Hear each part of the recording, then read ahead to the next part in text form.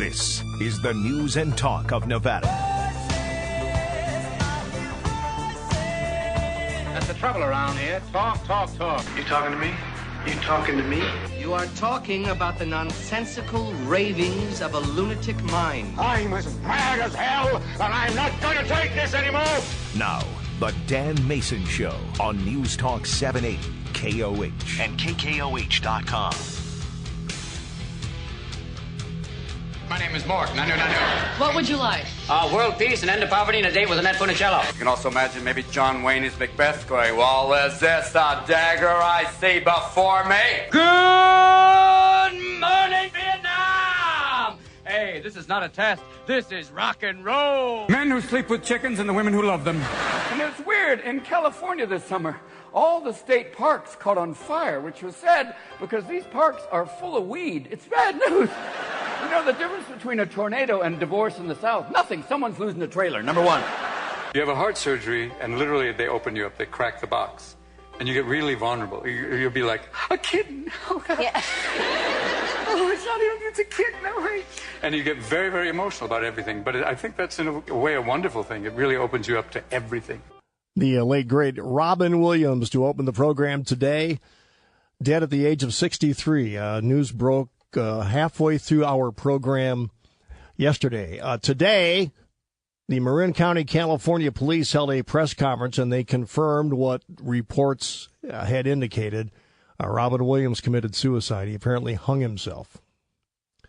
A little side note on that. So nothing goofy, I guess would be the word here. There were a lot of nonsense on the internet. So all the stupid people putting sick things about this out on the internet, it's time for you all to shut up. Okay? Just let me point that out. Welcome to the show. It's Dan Mason, News Talk 780 KOH. Phone numbers are 852-TALK, 800-564-KKOH. We've got some great clips of Robin Williams we'll be playing throughout the program today. And we'll talk about it as well. But it is Tech Tuesday. We welcome back our friend Bill Sikkens from wearetechnology.com. How you doing? I'm doing great.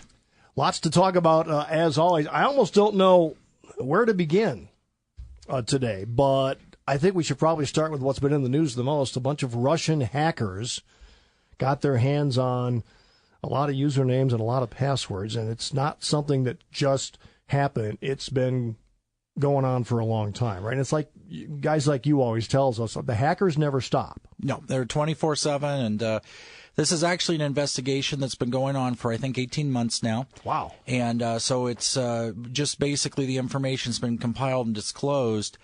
And if the numbers are accurate, it would represent about a third of the internet users got their usernames or emails hacked in this incident, which would make it the largest, if not one of the largest, to ever happen. So how long has this been going on? How long have they had their hands on this? Well, like I say, it's been about a year and a half that they've really sat down and kind of got the idea that there was something wrong here.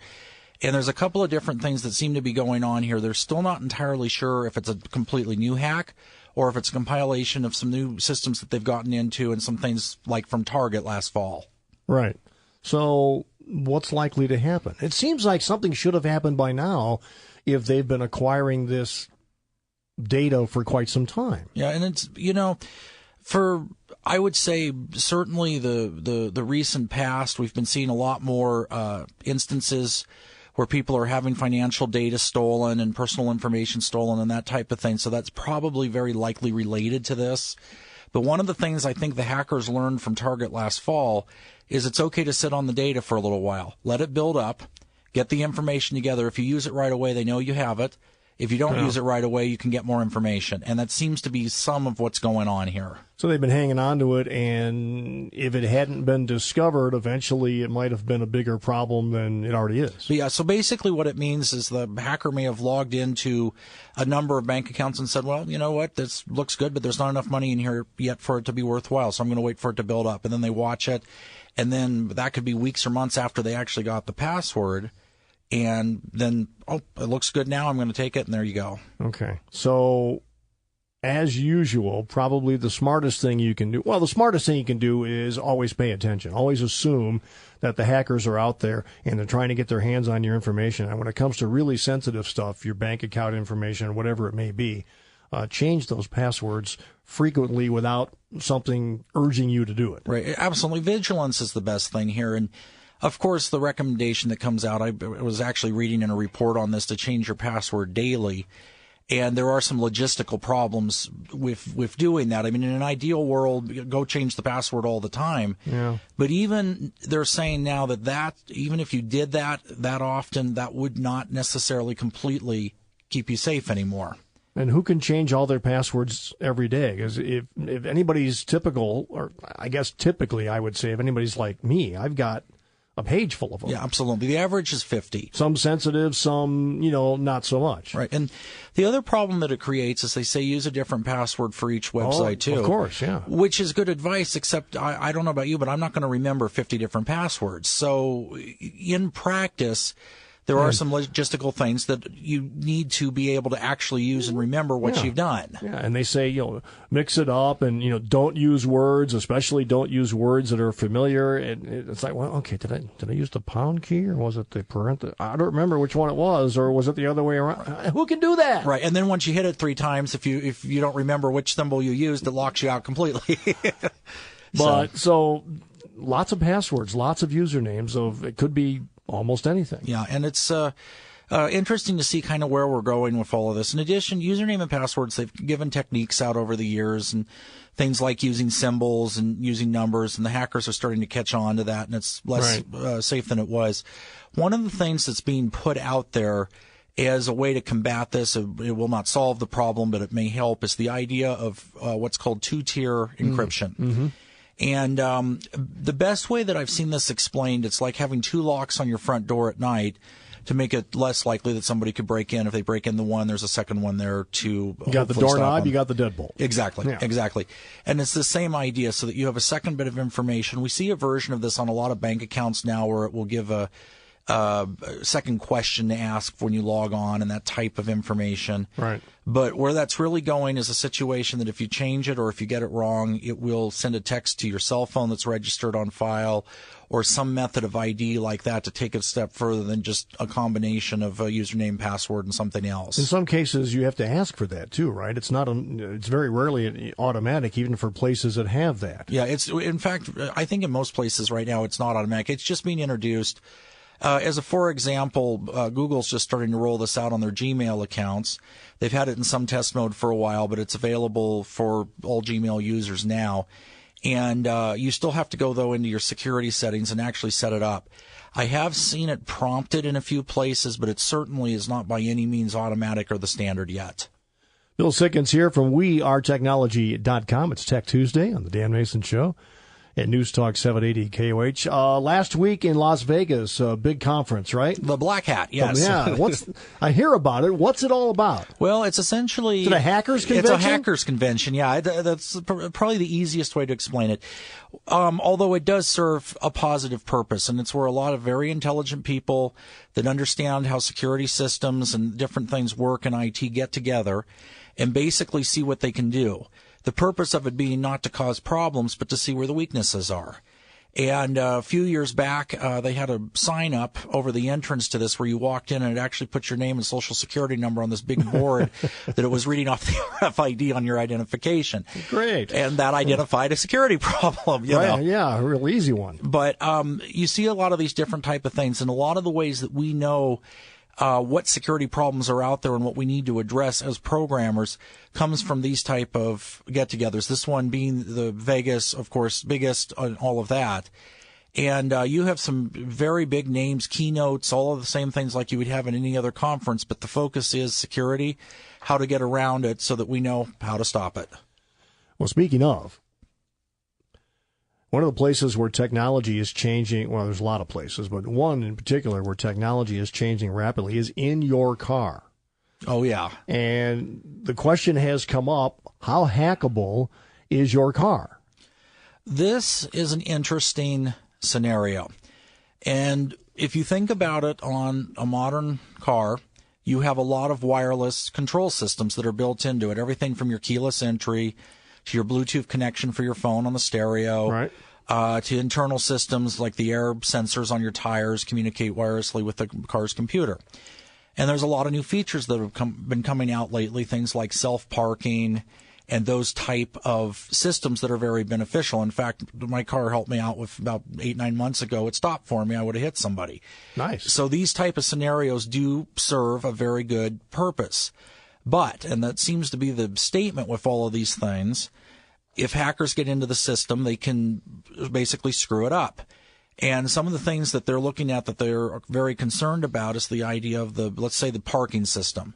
So you stop and you turn it on and it automatically navigates the car into a spot. And that means the computer has control of your steering, your acceleration, your braking systems. Okay. So a hacker gets into the system and grabs the steering wheel at 65 miles an hour on the freeway or engages the brakes at full force at the same speed. Those are the kind of things that are very much a concern with these systems. And we're actually starting to see some of the different investigators out there look at. Now, about a year and a half ago, they did a analysis on several major cars and found that they could get into the system very easily through diagnostic ports and that type of thing. And then the manufacturer said, well, yeah, you can do it, but you would have to be wired into the car to be able to deal with that. Sure. The problem is that does not consider, like we were talking about earlier, the wireless points of entry. That was then. This is now. This is now, exactly. And if you can make a Bluetooth connection or even in some cases through the lock controls and some of these other systems that are on there, you can get access to the computer. And they have not secured these systems very well because they haven't really taken this into consideration. And I know the latest list that came out from the Build Diagnostic Designs and all of the different descriptions and that type of thing showed some of the cars that are out there. And some of the major models we drive, Honda Accord, for example, was the second most hackable car on the market right now. Right. And brands like Honda and Toyota and so on are what most people use. So it is definitely a scenario that one wants to be aware of. But there's more to it than just people who might want to cause mischief, I guess, for lack of a better word. I mean, what motivation other than you're a sicko for slamming the brakes on somebody's car at 65 on the freeway? Well, thieves, of course, would use it to unlock the doors. You know, those kind of situations, roll down the windows. But where these type of things also get dangerous is it is all about what one assumes to be a secure situation. Being able to access remotely these type of systems can turn your automobile into a weapon. I mean, with what's going on in the world right now, you don't want to be in that kind of a set of circumstances. So it can really, it's something that we do want to think about, and it's something that they really do need to address. It's not a stretch to suggest that terrorists could have a use for something like that. Absolutely not. And you figure the communication systems like OnStar and these type of things where you have a satellite interlink. I know it's possible if I lock my keys in the car to call somebody and have them unlock the doors. But again, all of that is a form of communication. And while that can be hacked. Yeah. Exactly. Bill Sikkens here from wearetechnology.com. Phone numbers are 852-TALK, 800-564-KKOH. We're always game for telephone calls on Tech Tuesday. Bill Sikkens here from wearetechnology.com with the latest stuff that's going on. And there's always stuff going on. Almost daily. More than daily. All right, so what's going on with our hotel room keys? A lot of people hate the little credit card hotel key you get because it's got the magnetic strip on it, just like your credit card or your debit card. And that magnetic strip is full of whatever information that you gave the hotel, which, oh, by the way, usually includes your credit card. Absolutely. Right. And so those may be going away? Those, we're actually looking at a new direction with that entirely, which is kind of cool. It's actually a project that we've been working on for a little bit, so it's been kind of fun. And what it is where you can use your smartphone as the door key. So basically what the situation is the mag strip card keys, as you say, contain a lot of personal information. Sure. So all that's encoded. I know when I stay at a hotel, they stay in my pocket. I don't throw them back in the recycle, and it's too bad. But I don't want that. Yeah, they budget for that. There's enough ways to get hacked. We don't need to add one to the scheme. And one of the other things is for anybody that stays in a hotel a lot, the mag strip keys don't always work. True. Had a number of times you go up to the door and you just can't get it to unlock, and it doesn't, and eventually maybe it will work, or you have to go back to the desk. And any way you look at it, it's never been a perfect technology. Yeah, cheapo magnetic strip company. Yeah, exactly. Exactly. There's batteries in the lock that go to maintenance. I mean, all kinds of stuff. Right. So one of the things that came up and is an idea that we're going to see at the very least in Hilton hotels pretty soon, as well as some other chains that are adopting it, is the ability to use your smartphone with an app for that purpose. So instead of having to have the mag strip or any of that, you go up to the door and you have your phone on you, and the phone will allow you to unlock the door. Kind of like a QR code reader, maybe, or is it different? It's more like an RFID system. Okay. So what's actually happening is you have a low-power radio transmitter that is able to communicate with the computer in the lock. So there's a computer in your phone and a computer in the door. They're everywhere. And that combination, and there's some different implementations of this. The more secure one uses a PIN code on your smartphone. So if you get somebody's phone, you still can't get into their room. Okay. And you basically have that in your possession, and it's a proximity detector and allows you to open the door. So once you've set that up and put everything together, you have a situation where there's nothing to return, no mag strip card to encode, and your key is your own device. Your phone. And the hotels are still keeping a backup option for this in case you don't have a phone with you or something like that. But no, not everybody's got the smartphone yet, amazingly enough. Most travelers, they say it's about 80% that would be able to use an application like this. And that's enough of a majority to where it actually makes it very worthwhile to give the option of either case scenario. How far away do you think that is? I think we're going to start to see a prototype this year. It's already in some being tested in some markets. And you've been working on it. Yeah, we've been. All right. This is one of the things that I love about technology and about the job that I'm able to do is we always are on kind of the cutting edge, or in some cases the bleeding edge. It depends on the detail of the day. But you always get to see the new stuff when it comes out. And this is part of those things. And we've been involved in several inventions and new products over the years and all of that. And this being one of the latest ones. But it is a lot of fun to kind of see where the direction of things are going and to think about where you could really take something like this. We're starting in hotel rooms, but anything that locks could use an application like that eventually. Yeah. And ultimately, it's a money saver for the hotels. They're not buying little credit cards anymore. They're not buying little credit cards. And the other barrier to entry on this was that a lot of advertising in some chains is done on the cards. But now you have an app on your phone. It actually makes it easier for the hotel guest, because if you want to know what restaurants are around there or something, you have the ability to go in and do that as a part of the overall software. But it's not quite as stagnant, pre-printed or anything like that. So there's a lot of different things they can do. And what it is kind of a way to take a system like that and really make it a value-added incentive for people that use it and people that enjoy the technology. That's Bill Sikkens. WeAreTechnology.com here on Tech Tuesday on the Dan Mason Show, News Talk 780 KOH. When we come back, we've talked a lot about this before, wearable technology. Maybe it's not going to be quite the big deal everybody thought it was going to be. Are people actually buying it?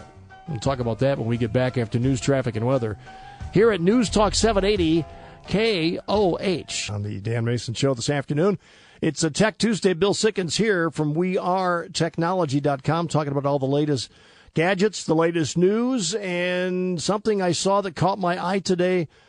Bill, cell phone unlocking set to become legal again. This has been a controversial subject for a long time. It's got to do with your phone's lost, your phone stolen, all kinds of other things too. What's going on now today, and how's it different from what's been happening? Well, basically, what cell phone unlocking refers to is your ability to have access completely to your phone. So when you buy a phone and it's on a lease or the monthly payment scenarios that most of the carriers use, they're blocked to that network. So you have it on a provider, and that phone will only work with that provider. And previously, before this became illegal about a year ago or so now, what was going on is when you would get out of the contract, or if you wanted to change providers, as long as the technology was compatible, it would be possible to take your existing phone and use it on a different network. Unless it was a lease, because they own the phone. They own the phone until you pay it off. Yeah, okay. So that's why they lock it. Okay. So as a for example of this, I had a cell phone or travel overseas. If I wanted to use it on a network in Europe to make calls, I'd have to be able to unlock the phone to be able to change it over to their system. Okay. And what happened is this was a undefined exclusion in the law, so they kept going on and renewing it for temporary purposes, and then finally let it run out. So all of a sudden it becomes illegal to unlock your cell phone. So here I've got this device, I've paid for it for 2 years, and I am not allowed to do what I want to do with it at the end of the day. And it became quite controversial when this happened. Yeah. So there's been a lot of back and forth and requests for comments and these type of things, and agencies like the FCC are involved and on and on. And now we've just gotten back to a point here where they're saying, okay, it's possible and it's legal once again to unlock the phone. Well, one of the other big issues with this is if I can't unlock it from my carrier and I'm out of the contract and get a new device, that also means that there are some limitations on how I might be able to sell my own property. And this was one of the controversies in there too. I'm going to put it up on, a auction site like eBay or something. Well, all of a sudden there's an intellectual property block. Phone's locked. Can it be reactivated? Can it be set up to be able to be used on the network of whoever buys it? And this was really starting to become a big dispute. Because again, at the end of the day, if we buy something, especially with the real cost of smartphones, and you go in there and they're free or $100. Well, no, what it is you pay $100 and then pay for 2 years, but you're still paying for it. Mm-hmm. So at the end of the day, you're supposed to own the device, but yet you're restricted on what you can do with it. And that's what cell phone unlocking has been about. Okay, so that sounds like an improvement. It is a step in the right direction for being free to do what you want to do with your own stuff, Bill Sikkens here from wearetechnology.com on Tech Tuesday, Dan Mason Show, News Talk 780 KOH. We spent a lot of time in the past, Bill, talking about wearable devices, the watch that's actually a cell phone, which I would not be able to see. I can't even see my watch now. I can't imagine trying to write an email on it. Apparently, the shine may be wearing off, the whole wearable concept, that sales-wise it's not looking like it's going to be anything close to what was hoped, anticipated. Last year when this all came out, it was the big thing, and even the Consumer Electronics Show called this year the Year of the Wearable. Right. And there have been a lot of choices put out there, and there continue to be. But it is interesting to see kind of how the adoption of this is going. And we're seeing it as far as from a development standpoint that there is some adoption in the corporate environment. So apps that are being designed for wearables for specific purposes for a business, say. Okay. But on the end user end, and I'll give you this as a for example because we've been working with one called Google Glass for a long time. Yeah. And I was out with some friends over the weekend at a theme park in California, and for the first time, I actually saw someone wearing Google Glass that wasn't like in a lab environment or something that we were actually developing. Okay, all right. So that's one time on a product that was expected to be everybody has it last Christmas. So the rate of adoption has definitely been a lot slower than what's been expected. One of the other things we're seeing on this too is Google's come up with the standard for Android Wear now. So we're just now starting to see where you can develop for one standard and have it work on all the different devices. And I think that's been a barrier to entry, too, because some of the early things that have come out, like the smartwatches, Samsung, I believe, has one, and a few that have been very early on the market. If you write an app that works with that device, it may only work with that device, and then that device may only work with one model of cell phone. And these type of things are very limiting to your ability to use it. A smartwatch at this point cannot run independently. You do have to tether them. Right. And if they will only tether to one make and model of cell phone, if you don't have that, well, the watch isn't going to work, or at least isn't going to work to its potential. And these type of things are, anytime you have new technology, you have unknowns that pop up. And I think this has been one of the big ones in it. The second thing is the cost of these things. A pair of Google Glass, it is possible once in a while for an end user to get their hands on them now. It's been somewhat hard to find, but they do sell them if you hit it at the right place and the right time. But they're still $1,500 a pair. And at the end of the day, making the choice, especially in this economy, with what you're going to do with your extra, if you have an extra $1,500, is probably going to be something a little bit more of a necessity than something like that. So I think that we're seeing a number of different things that are playing into this. And I would suggest that while we will still see wearable computers as a part of the normal technology ecosystem in future years, the rate of adoption is slower. It already is, and it's going to continue to be. And we're going to see them more on the business side. One more question before I let you go. When we talk about cell phones and different carriers and different phones and different rules and different technology. Are we going to get to the point sometime in the future where the consumer demand is going to be, we want a universal technology? So switching carriers or switching or doing is a little bit, because the cell phone companies are kind of calling the shots right now. And in my mind, we're paying a lot of money for it. And at some point, I got to think that's going to change, isn't it? Well, you're starting to see that well across the board. The unlocking of cell phones being a symptom of that. Right. And I'll give you another example of where we're seeing this play out. And it's that Microsoft has just announced a layoff of a couple of weeks ago of 15,000 jobs, the biggest one in the history of the company. Right. And it used to be that these products like Windows and mobile phones and all the rest of it, you would buy for the purpose of what you can do with it. And in recent years, a lot of these companies are trying to market it as how they can control what you do with it. And people are starting to bite back on that now. We don't want something that's locked. We don't want something that's restricted. If I'm going to pay the money and buy the device, let it do all it can do. And don't tell me how to work it. Let me be in charge of that and set it up the way I want and make it do what I want. The whole premise of development of the smartphone is I want to be able to do more, and I want it in the palm of my hand. Exactly. It's basically at the user's demand. At the user's demand. And when you have the carrier starting to restrict that and companies starting to restrict these technologies for whatever reason. Pushback. It's pushback. That's Bill Sikkens, wearetechnology.com. Good to visit with you on another Tech Tuesday. As always, a pleasure to be here.